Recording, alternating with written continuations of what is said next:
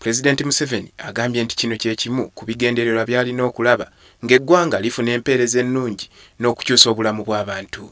Mwami Museveni agasseeko nti kino kizze mu kiseera ekituufu ng'alina omulimu ogw'okulimbulula abantu ku ebyo ebibadde byogerwa abamuvuganya mu byalo.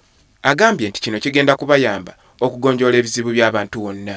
I remember 1986 we collected 5 billion shillings in tax, only 5 billion a year.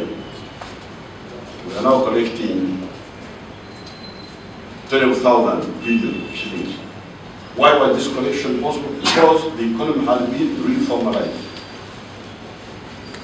successfully. Museveni ayambalidde abamuvuganya bonna okuba abalimba ng'ejjembe nga tebalina na mulamwa mulambulukufu kuwa gye basobola okutwala eggwanga mu maaso lyafubaanidde okukyusa ebbanga eddene.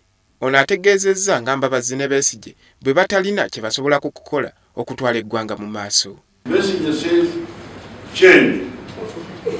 We change from progress to failure. Look, we are moving forward each year. The facts are here. So you want us to change and go away. Maybe somebody could argue that, okay, we could have moved faster. Okay, if that's what you are saying, you bring the facts. Tuwonge gugenda kubeera mukutu gwa wamu okusobozesa bannakibiina okwanukula ebibuuzo by'abantu ko n'okumanya biki bye baagala okutereeza embeera zaabwe.